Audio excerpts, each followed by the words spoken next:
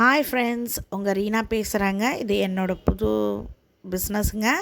இது எல்லாத்துக்கும் பயன்படணுன்றதுக்காக சிறுதானியத்துலேருந்து இது பண்ணுறாங்க. எல்லாத்துக்கும் பிடிச்ச மாதிரி இருக்குங்க இந்த ஃபுட்டு.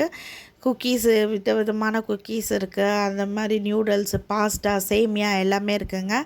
அது இல்லாமல் எல்லாத்துக்கும் என்ன மாதிரி பிடிக்குமோ அந்த மாதிரி இருக்குங்க. எல்லா நோயாளிகளும் சாப்பிட்ற மாதிரி இருக்குங்க.